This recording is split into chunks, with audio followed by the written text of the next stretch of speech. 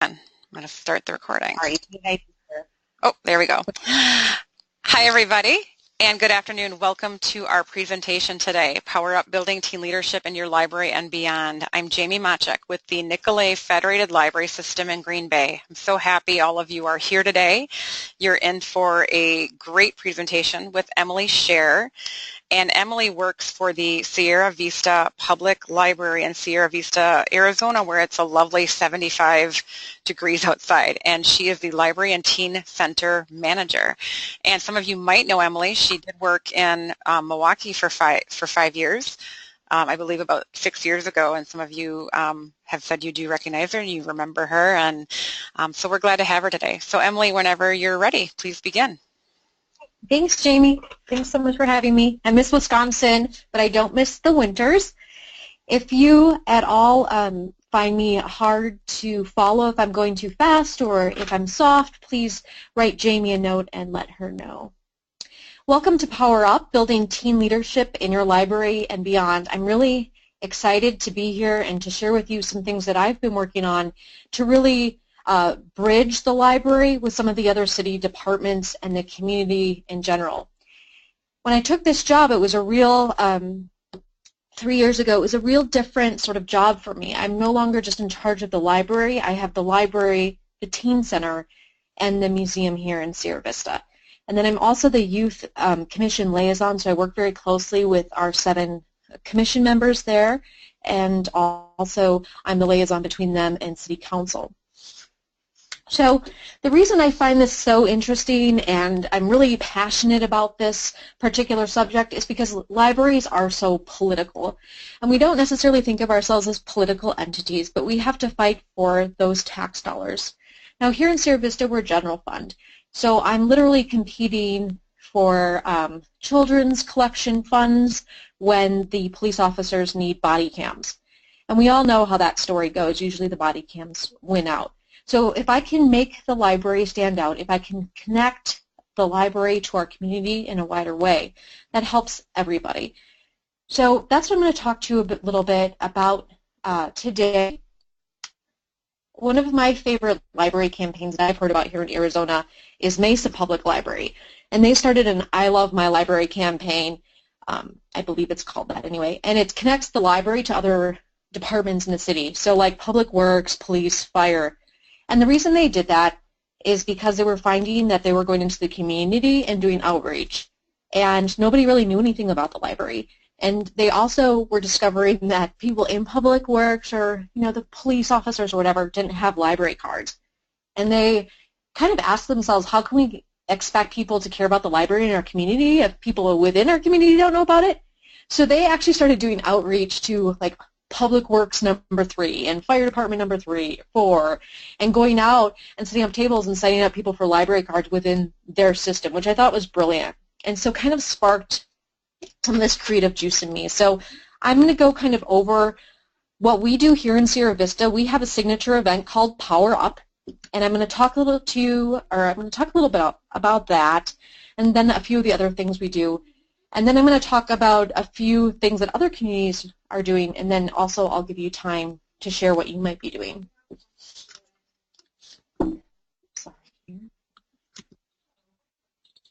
Oh, and here's one of my favorite pictures. This is the Youth Commission, who really helped direct and come up with the Power Up Teen Leadership Conference, working on a Lego building exercise. And basically, teens got together and built something they wanted to see in their community. So that's what's going on here. So youth empowerment and teen empowerment really came up because I work so closely with this youth commission. And every year they go to Phoenix or Tucson for this day-long leadership conference and talk about things like college readiness, civic engagement, leadership, stuff like that. And we went 2 years ago, or 3 years ago rather, and they came back and they were all pumped up about it, which is great, and wanting to implement new ideas. And they said, this is great, but we're all student council kids. We're straight A students. Nobody else is getting this opportunity in 50,000 population Sierra Vista. So we discussed it, and they thought we should sort of bring that vibe here. And so we started working together on a day-long leadership conference for teens in our area. So we had the first one, which we called Powerup 2 years ago, and then this year we had Limitless. We've changed the names because every year we have slightly different themes. And the conference really focuses on youth empowerment, civic engagement, and leadership, and being a future leader. I think the key to having any really good teen programs is having a really good base to pull from. In libraries, I was a teen librarian for several years in Wisconsin. We had teen advisory boards. So you can certainly do everything I'm talking about with the teen advisory board. Here we don't have a teen librarian as of right now anyways. So we just don't have that staffing at the library, but we have our youth commission and we use that. We work pretty close with the area student council. We actually use teen focus groups here at the city for things like branding and marketing campaigns, so we have that youth perspective. And we don't currently, but we're looking at having one of our library board members be a teen themselves, so we have that particular perspective as well, right into our library. The one thing that I would really encourage you to do if you do something like this is to come up with some sort of mission statement and stick to it. Our youth commission is really supposed to focus on civic engagement, talking to council, giving policy suggestions. And it's amazing how much they stray. And they come up with like the best ideas, like let's have a bake-off or let's do a laser tag tournament. And that's all really great and fun, but that's just not our purpose. So make sure that you do come up with a mission statement if you create that base of leaders, that you're very focused in your effort. Emily, there was a question that came in that I thought it would be timely to ask. Is youth commission the equivalent of a teen advisory board, or is it broader? It is broader. The youth commission gives feedback to council, so it's policy on everything, not just the library. So you could technically have both. You could have a teen advisory board for your library, and you could have a youth commission for your city, or a teen commission for your city. Great, thank you. Mm-hmm. So our youth commission, which is the body of leaders that we use for this particular project, started in 1972, and their purpose is to advise city council. And we do have a commissioner go to a work session or a city council meeting at least once a month and bring those ideas back to us. Right now we've been discussing bike racks in our community, and it's actually become this really like political thing for really no good reason, but it has been.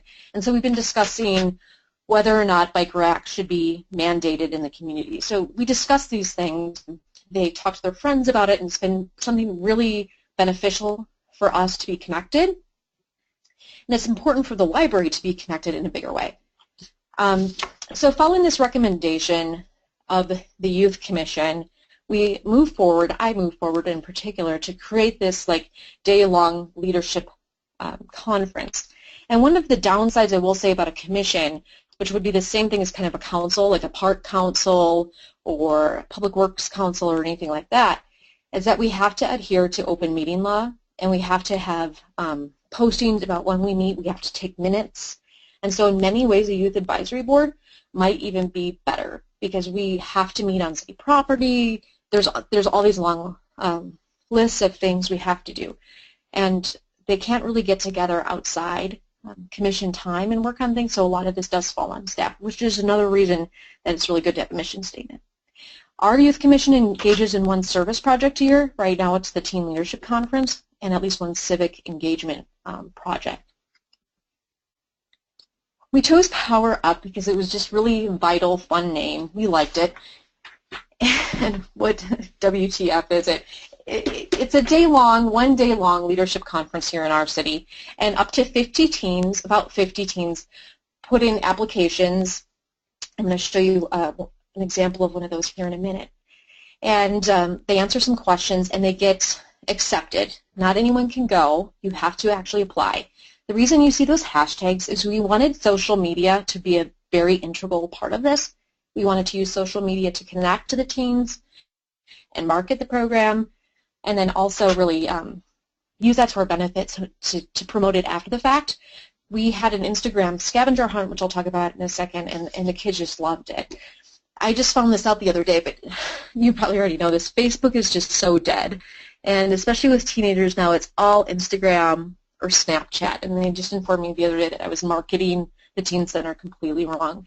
So we went with hashtags for this and really used that, and even had signs all up the walls, remember to share your photos, to Instagram with the hashtag Powerup, 2016. Because we know kids aren't going to give up their cell phones easy, so we might as well use it to our benefit, just like how we do in library conferences. So the program steering committee, we have steering committees here for any very big event, so we get input from people outside the library. So this was the Youth Commission. That was our program steering committee. Sorry. And they decided that the conference must have at least one, if not two, really great speakers, And we knew we had to have breakout sessions, and that was a little more flexible. They wanted applications because we wanted kids who wanted to be there. And we wanted some kind of requirements, but we didn't want them so strict that kids who normally don't get into things like this couldn't go. We really wanted kids to benefit who might never have the chance to go to like a leadership conference. We really worked very closely with area schools, the student council, to promote the event. This year, we had a new principal who didn't promote it as much. The first year, the principal would get on the loudspeaker and talk about applications getting in and things like that. That really helped us. We didn't have that this year, and we felt it. It was an approved day off. We worked with the school for that, and we also were able to navigate a couple bus routes here instead of school that morning. Think about your space. We have room for 175, but with 50 teenagers running around, and they're so physical and energetic, we limited the space to 50. Make sure you have if you try something like that or something that we found really worked for us, is to have pretty strict requirements for the scholarship winner. If they're fluid, it's much harder to pick a winner. And then we also really engaged our youth and teen community, including our youth commission, in setting the times for things, picking speakers. We had to have staff do a lot of the groundwork, but they really helped us come up with, fitting decorations and food and things like that. Here's a sample registration form, and the email address at the end, feel free to get in touch with me. I'm open to sharing anything I have, itineraries, surveys. Here's just a sample of the registration form here. We are totally missing our email address, or an email address on here, and that hurt us when we had follow-up questions. So I would encourage you to, if you have registration forms, to always do that. And then we just asked some very basic questions. We wanted to make sure they were interested and their parents weren't putting them up to it, but we noticed if we had a longer registration that we didn't get as many applicants. So we didn't want to make it cumbersome. Here's the itinerary for the 2016 and the 2017 conference. If you just look very basically, our first year was packed full. I mean, we just wanted to be everything to everyone and engage the community and make a big splash, and we did. But we really did too much. When we did surveys at the end of the day, the most common complaint was that the day was just too long. You can tell we started at 7:30 and we went to 4:30. We had a public art component that year too, which was awesome. I'll talk a little bit about that, but it just was too much, really it was. Even on breaks, we tried to have kids writing on, like hope walls and things, and it was just a little too much. This conference itinerary, you can tell, is much more streamlined. The day was 8 to 3, and I think really worked a lot better. The program objectives for the Limitless Teen Conference here in our town was really to encourage and motivate our area teens to think about their identities and the future of the city. Also, Arizona as a whole. One of our speakers really talked about buying local. Another speaker really encouraged small groups to think about nonprofits that the community could use, and each group had to come up with a nonprofit that they would create. This year, we had kids use our Lego Club supplies to create something that they wanted to see in our community. A lot of them chose a building, like a community center. And let's see, another speaker talked about, how you can get engaged and be a civic leader. So that was, especially our first year, a big focus. We also really promoted awareness of local government. Some of our breakout sessions involved meeting with local government leaders. The kids actually dabbed. If you know what dabbing is, it's a dance move with our mayor, and posted that kind of stuff to Instagram. So it was really a lot of fun. We wanted to encourage teens to be active and think about community in a way that made sense to them. We created a scholarship for one person. It was $1,000 based on a written application. And we've made that mandatory, but we're rethinking that and going to consider making that a choice, because frankly some kids just don't need the scholarship, and we noticed they don't want to write an essay if they didn't need it. We also really wanted to increase the visibility of teens in our community and make it known that teens have a voice and that their impact and input is really important for our communities because they're our future leaders. And listening to teens, and librarians know this better than anyone, I think, is just a general group, are just full of creative juices and ideas and energy, and we can really harness that to our benefit. We wanted to do a remembrance project, especially the first year. That was really important to us. We have had a lot of budget issues here in Sierra Vista. About 10 years ago, we had 5 librarians, and now we have 2. And we're a town about 60,000. We also serve a military base of about 10,000, so that is not a lot of power in terms of librarian power. We really do a lot with a little. But I don't know where I was going with that. Sorry. Jamie, were you going to say something? Yeah, a I heard question. you talk. Yeah, a question came in. Where did the money for the scholarship come from? Okay, so that's coming up here on the next slide, but it came from our local Rotary Club. Awesome. Thank you. Yep. So funding for this was extremely tough, and we're going to touch on it in the next slide, but we've been really impacted by budget cuts here. So we just really wanted to be visible and do something but not get ahead of ourselves. We wanted the big city opportunities that some of our teams were receiving to be able to be touchable by everyone. And then we also really wanted to include at-risk teens. We really reached out to the local, we sort of have an at-risk high school.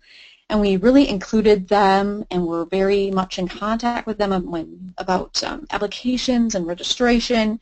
We were really in touch with the GROTC program and getting those military kids on board, and as well as the homeschooler group. We didn't want just the local public high school kids to know about it. We don't have any budget for programming at all. We completely rely on our friends group. So this was quite an undertaking for us. We used a lot of donations from our donation account that we hadn't touched in several years. This has cost me with speakers between $2,000 and $3,000 for an 8 to 3 conference. So that gives you an idea. Speakers, really good speakers can be anywhere from $500 to $1,000. So, we also considered youth commission fundraising, but again, it's hard for the commission to meet outside of commission times with local government lobbying the way it is, so we kind of put that aside. And then we did do some letter writing. I happened at that time to be Rotary president of my community, and Rotary is very big in literacy. And if you didn't know that, they're a great one to hit up when you need money for early literacy stations or your youth collection. And so we'd asked them if they would do the $1,000 scholarship, and they said yes, and they're actually increasing it next year. But, your local Lions Club or something like that might be willing to do that too. We really promoted the event and sponsored a Facebook post of our winner and made sure everybody knew Rotary helped us with the scholarship. So they got something out of it too. And then we really were very frugal when it came to speakers and food, especially the first year. But Chipotle was our youth commission recommendation for lunch, and they gave us a very generous discount, and I think most places probably would. So I'm sure there would be grant funding available too. We did not use grant funds for this, but certainly if it grows, that's something we'll consider in the future. Here's just a general picture of some of the kids. The first year, you can see it was a really well-attended event. We just used the library conference room, and here they're, I don't know what they're doing, reading poetry or something, reading their essays. I think that's the end of the day.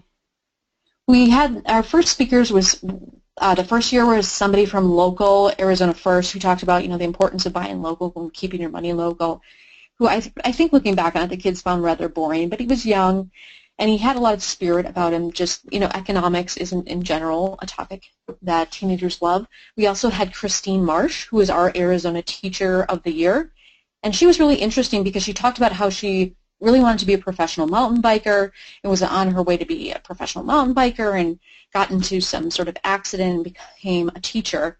And I think the kids really enjoyed that. We tried to pack in a lot of speakers our first year. And so we had, even in our breakout session, quite a bit of speakers, and that was a little bit too much. We narrowed down our scope the second year and just had 2 speakers. We had a guy named Alonzo Jones, who is the Arizona athletic coach at Arizona State University, and he is just powerful. He's just a powerhouse, and I would almost say he gets in your face, but the kids loved him. And the Youth Commission kids had seen him in Phoenix before and recommended him, so we went with that, and he really was a piece of work. He really was. And then the other lady was actually from like a comedy improv group and kind of talked about humor and using humor to get through the hard times this year. So the kids were up and moving about and making jokes, and we started out with her, and it was the best idea I've ever had, because the rest of the day they had just a lot of energy from that speaker. The recommendation that I would give you if you ever do anything like this is to have diverse speakers. Both years I had a male and a female, and I think that's really worked so the kids could connect, with at least one of the speakers. And then this year, one was African American and one was Italian American, and talked a lot about that. And I could tell that was really a good thing. So that's something to keep in mind. I wanted to show you a couple of the activities we worked on with the Powerup conference. On your left is the Instagram scavenger hunt. If you've never heard of Instagram scavenger hunts, this is something you're going to want to do with your teen advisory board or your youth commission or whatever group you might have. In fact, I would recommend it even for a library conference. You basically get clues and you have to find things. So here the kids are on the baseball diamond. So the clue might be, I'm sandy and diamond shaped.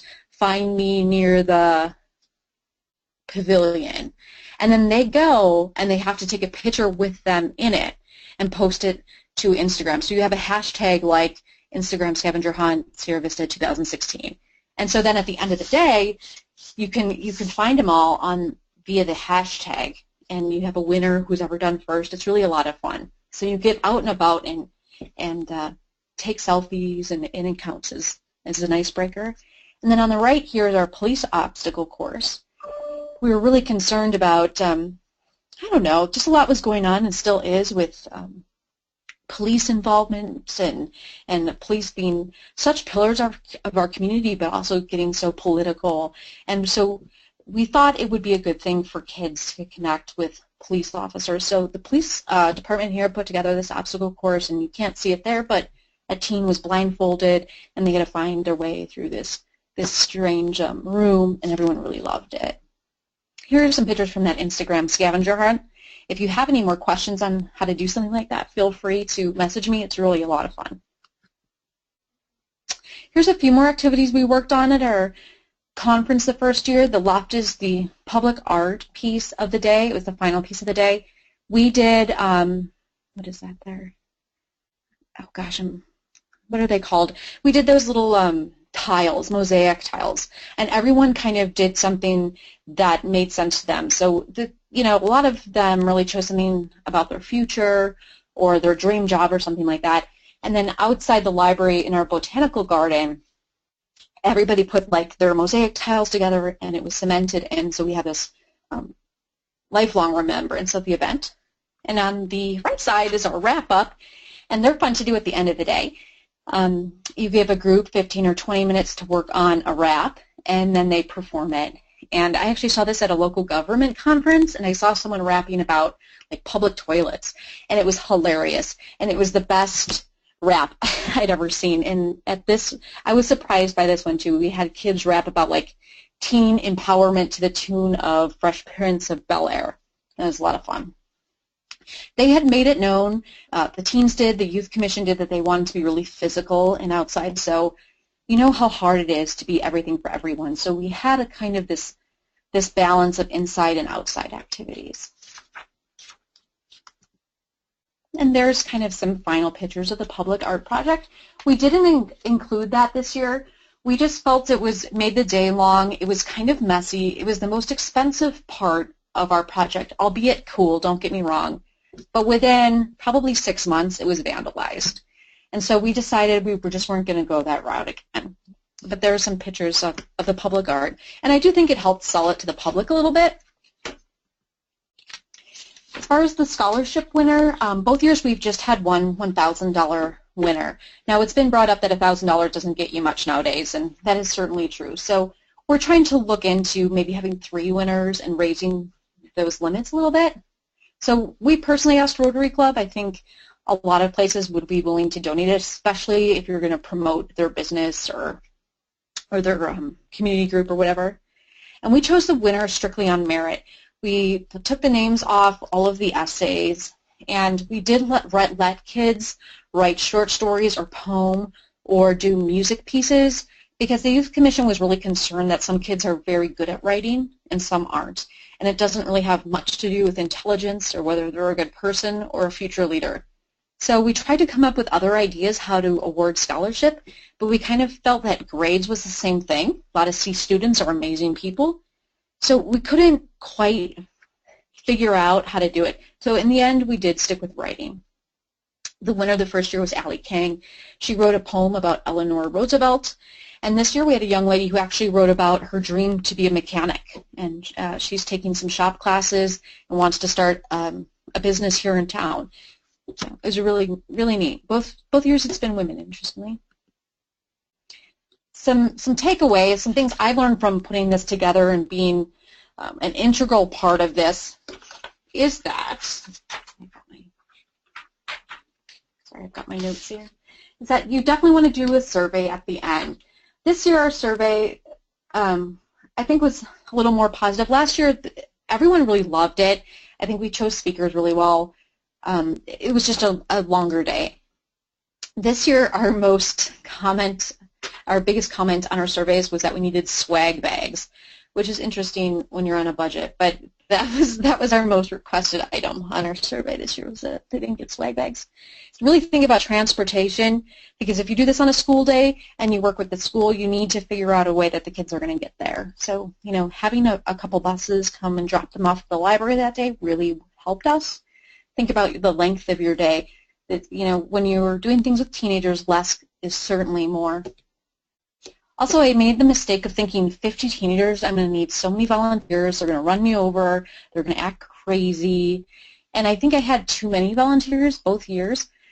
For 50 teens, probably 2 or 3 solid volunteers was good enough. I had a couple schizophrenic acting volunteers the first year who were kind of running around and acting like a chicken with their head cut off, and it definitely took away from it. And I was getting annoyed with that and wasn't there mentally prepared, to deal with the kids. So have some really good, just solid volunteers around. You don't need a lot because the kids are really engaged. Also, if you've ever seen that Amanda Palmer video, The Power of Asking, that's Neil Gaiman's wife. I had been watching this around this time, and so I was asking people, would you consider donating the snacks, or would you consider being a speaker? And it really does work. If you've never seen The Power of Asking, I recommend it, by the way. And so really people were very interested in helping out with this. The whole community very much came together. Also, remember what I said about the variety. Make sure you have like a male or female speaker, or at least speakers from different backgrounds.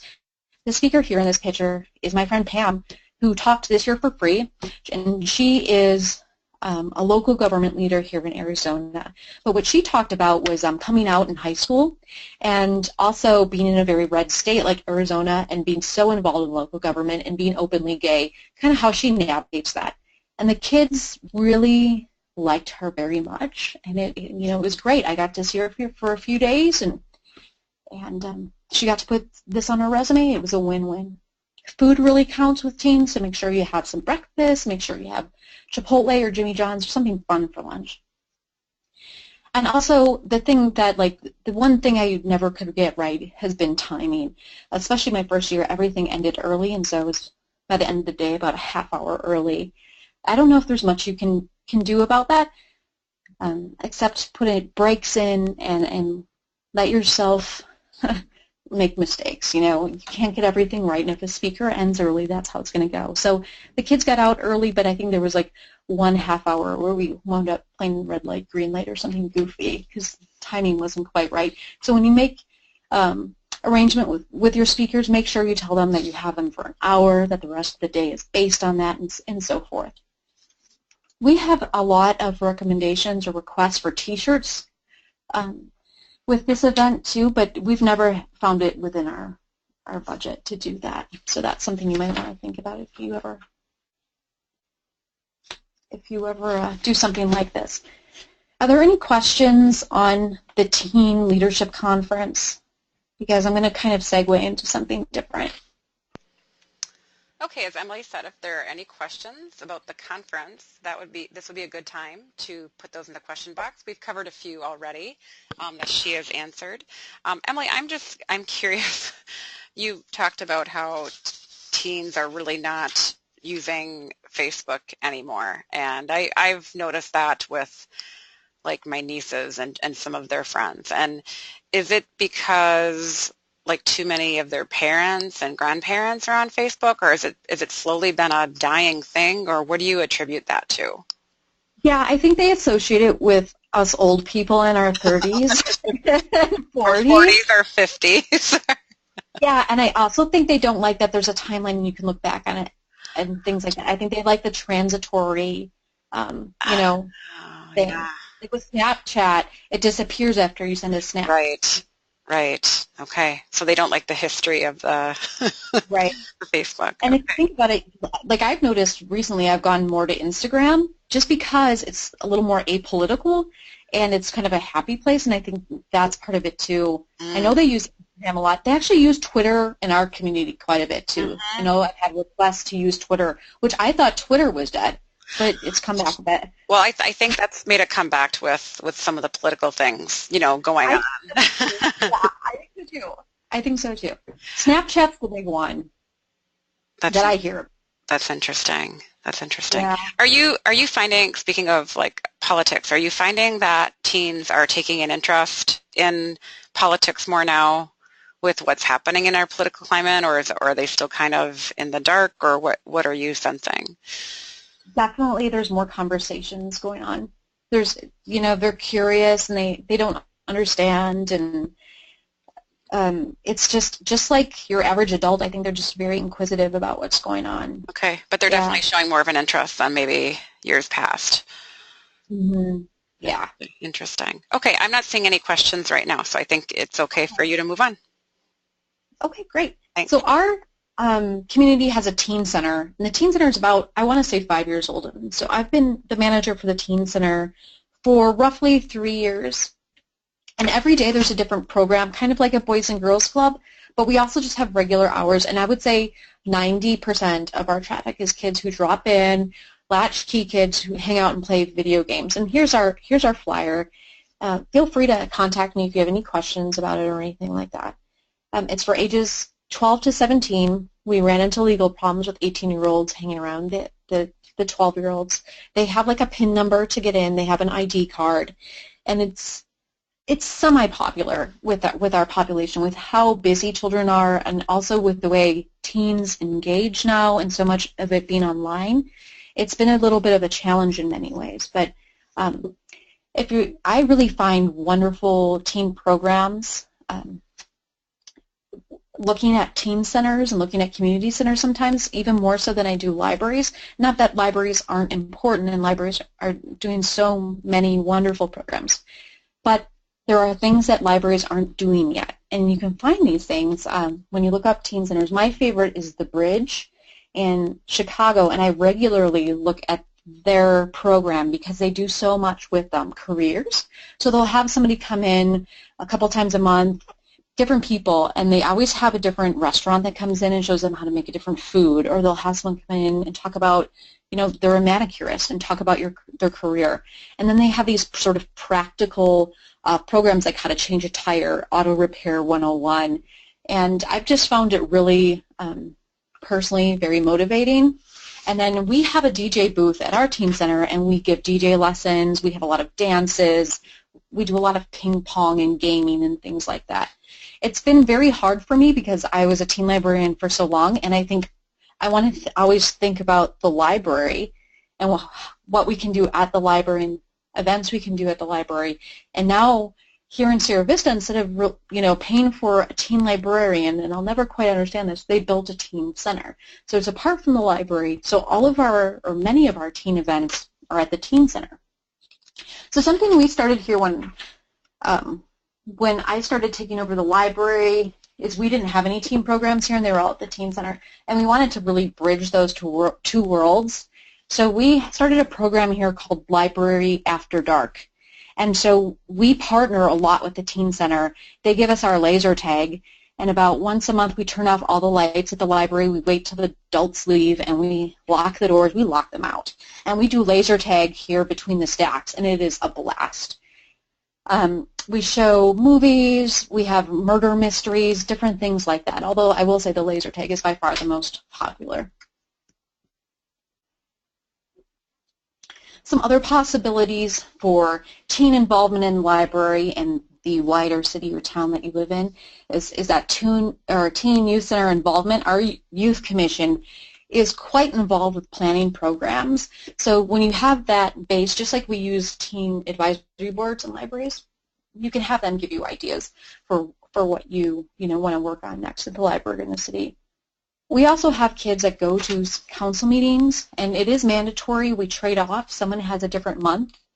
And so we have a kid go to a council meeting or a work session. And a lot of times work sessions are more interesting, honestly. They go to a work session, they come back, and they say, well, they want to close the skate park because there's been a lot of drug activity there. What do you think about that? And then we have come up with our opinion. I try to stay out of this as much as possible, by the way, and really let the kids voice their opinions. And then I put together just an email to council, and I say, the youth commission talked about this, and maybe there were 2 kids that had drug arrests there, but they really feel that the skate park's important or whatever. It's just something to think about. Anti-bullying effort. We recently had a youth advisory board here in Arizona that did this really neat sort of I want to say, was it Post-it Perfect? There was some cute name for it. But they put Post-its all around their school that said things like, you are amazing, you're beautiful, you're going to have a great day. And I thought that was really sort of neat and kind of connected the library and the community with this school.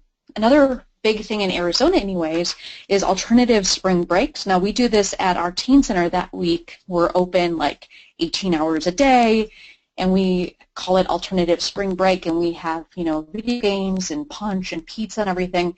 Because here in Arizona it's very warm. We have a lot of people who come here from spring break, like Havasu, and bring their PBR and get into all kinds of trouble.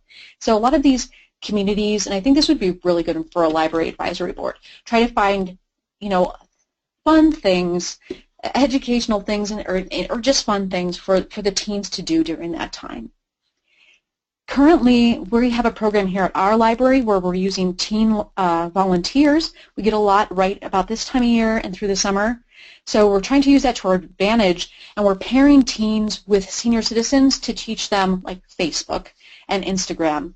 And what happens is an adult who wants to learn something signs up and says what they want to learn. We're right here on the Mexico border. So something really important, besides Facebook, because people want to see pictures, is Skyping, or right now what's really popular is WhatsApp. So we have teenagers working with, seniors whose families might be in Mexico.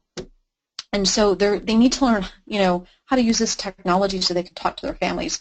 And that's not totally off the ground yet, so I can't give you a whole lot of feedback on that, but it's something we're really excited about here. Teen Tech Week, of course, you can really use that, but you can to leverage that teen leadership, but you can also have kids make things that they can help the community with. For instance, our teenagers this week made LED flowers, and then they brought them over to the Life Care Center, our nursing home, and worked with them and taught them how to make them and spruced up the rooms with these LED flowers, which was really nice. If you would like another example of libraries and parks and recs working with teens and kind of building these relationships and building these leadership programs, I encourage you to look at Arlington, Virginia. They have actually a case study out right now called Acting Up, Not Out. They have an award-winning program that's really entrepreneurial based that I think libraries could really build a lot off this idea. Now they have the DJ booth, but they have their kids learn how to DJ, learn, sound mixing, and then they DJ in their community for half price. And they've made like $90,000. But they also do things like, I don't know, they partner kids if they want to be a plumber with a plumber. They do a lot with like career and educational possibilities. It's really fascinating. And of course, most of you work with teens, or even if you work in a library, you work with teens. So we know that teens are natural motivators and they're natural connectors. I remember being at that age, and it wasn't terribly long ago, and I knew everything about the community and who was doing what, and a lot of that is just gossip, I guess, looking back on it. But teens are these natural connectors. They really know what's going on in your community, and they know how to make those social connections, really in many ways much better than adults do. And they also really know how to use social media to connect. Here's a picture of our teen center. It's pretty cool. I was just told our building was outdated. It's the one on the right. I was told the other day. It's the newest city in the building, by the way. Like 5 years old. Teens are just complete naturals. Empowering youth, allowing them to participate, has shown to benefit their development. Teens who are surrounded by adults who care naturally do better in school and in the world. We're developing these future leaders, and I don't know about many of you, but we are starting to get some strange people in government. And not just, I don't mean this at the national level, even locally. We have people who are ill-prepared. We have people who are putting party before common sense and all that sort of stuff. So it's really good to engage them now and talk to them about civic leadership now. Youth who are engaged in community efforts show better problem solving and decision making skills. There's so many reasons to really engage these teens. And as we know, they develop positive relationships with adults. They're just going to be more emotionally mature.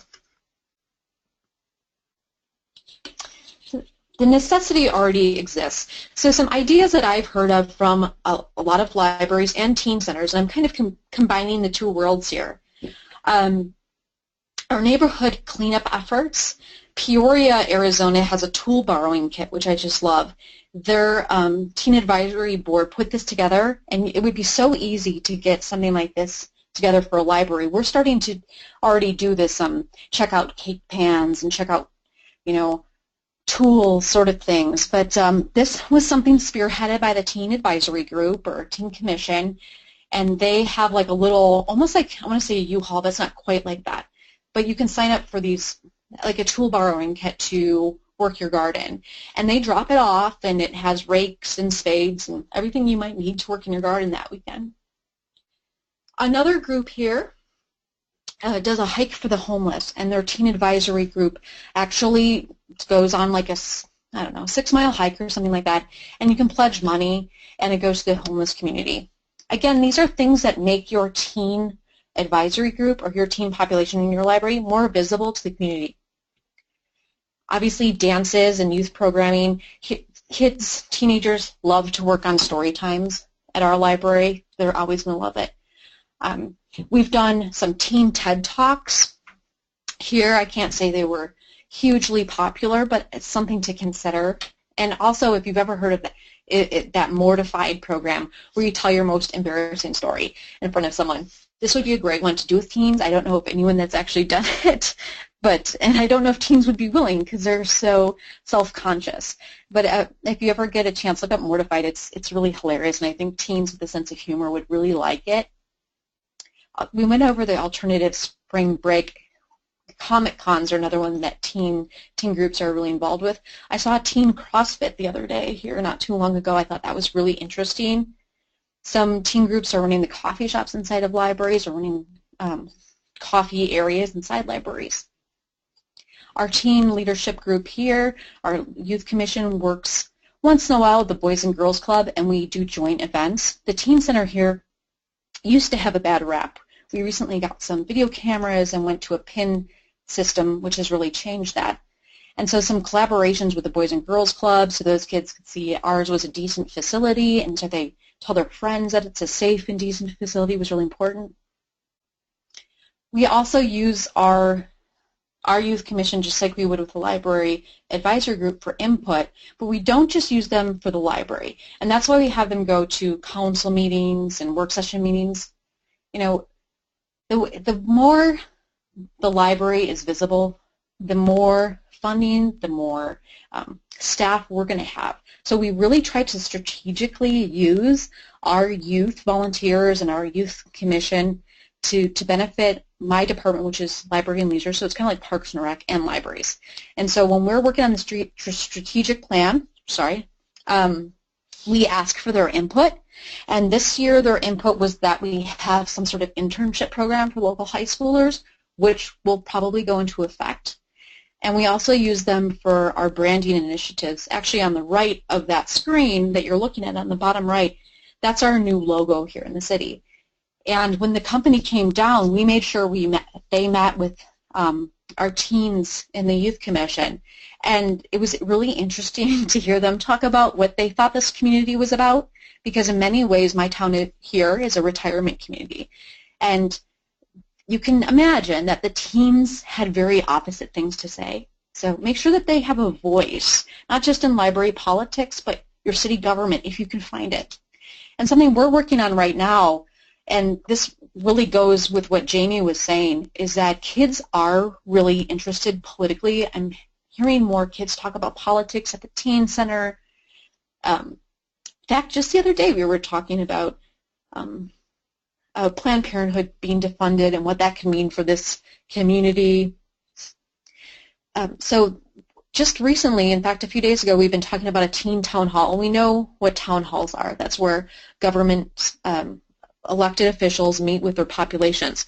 But the kids want an opportunity to talk to them one-on-one.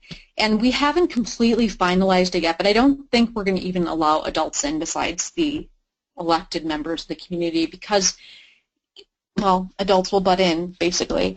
And so this would be a great thing to host at your library to give youth and teens a voice, you know, and a lot of times these elected members aren't meeting with their public, so maybe they'll feel a little better meeting with kids, and, you know, it'll also share their opinion about where we're headed politically. Okay, I think that's about it here. Are there any questions? Start to think of those. I just had a little bit of a wrap-up. This is a group picture of our comedy troupe at this year's conference, Teen Leadership Conference. This year we focused on humor and college readiness and really talked about the choices we make in life and how those choices when you're in high school or early college affect you your whole life, even though you don't think they will, which I think was really important. And we're starting to implement that internship program here in the city and think about a volunteer internship program based on, you know, this particular conference and then the Youth Commission kind of formulating those ideas. And so, you know, I'm just hoping that things continue to go strong. Our teen center here isn't, you know, the most funded building, certainly, in our community. And so, you know, at budget time, I'm always worried it's going to go away. So I guess my questions to you, if you have anything to share with the group today, would be how do you reach out to your teen population? And this could be in a wider way, or it could be within your library, in your teen advisory group. And also, if you have a signature program that really works for your community, if you wouldn't mind sharing that. Great. We did have a few questions and comments come in, and as you can see, Emily posted her contact information on the screen. Carol asked... Snapchat me. Yeah, I'm going to get right on that. Where are the tool borrowing kits stored or housed? You just talked about those a little bit ago. Yeah, you know, I'm not exactly sure where they're housed, and I would guess a warehouse, but I know they actually have it on a rolling, they trailer it. It's quite a big thing. Okay. But you could also do that at the library, I guess, and then have like the teens in charge of getting donations or have the teens in charge of that collection. Awesome. You mentioned how you see teens as natural connectors. So I asked the group, I asked the audience, do you have any thoughts on this? And Candy said, well, they're usually very candid. And then I asked her back, how is this candidness beneficial to the community? And she responded, they don't yet feel beholden to any specific group, so they speak their minds. They aren't usually worried about giving out-of-the-box opinions. And I'm just wondering if you have any thoughts on that as well, Emily. Oh yeah, totally. In fact, I had a teen meeting Tuesday night, and I've really learned to you have to just not get upset because teens are so, they are so blunt in so many ways. They can almost be hurtful. And we were talking about the teen center, and this young man that I really respect said, there's too many things that are outdated in here. And see, that's frustrating to me because with the budget situation, like, the teen center's got things that some of us, that nobody else has, and it's like maybe the most up-to-date center, but you can't do that. You have to listen, and yeah, it can almost be hurtful how blunt they are, but it's so needed. Yeah. Yeah. Yes. Christine asks, how involved are teachers? In my town, our teachers don't want to do too much outside of the school. Many don't even use the library. Yeah, it's been a challenge here too. It really has. My last community, I don't know if it was Yuma, and it was very bilingual, and we worked together a lot. I don't get it here. It's like two separate entities, and it's been hard to engage them. I found a couple teachers. I found the student council kind of mentor teacher, and I found another guy that does like woodworking or something that I asked to do a workshop who've been just really great. And so I use those people as contacts. Awesome. I don't know. Awesome. And as Emily mentioned a few minutes ago, if you have any signature events that you do with teens, please feel free to share those, or if anything working for you when programming with teens or communicating, or what hasn't worked for you. We'd love to hear that too. Another question, Gillian asks, how do you split your time between the teen center and the library? Also, how is the teen center staffed? The teen center, great question. The teen center is staffed right now with 3 part-time helpers, sorry, 3 part-time workers. How do I split my time? It is hard. I do a lot via email. I go down a couple times a week. I have my youth commission meetings there, and I'm in really constant contact. We have like a site leader for the teen center, and we text quite a bit. So I do have someone who kind of runs things down there and does the day-to-day programs and comes up with the calendar. And then I do like the bigger things like budget and policy and things like that. But it is an interesting correlation.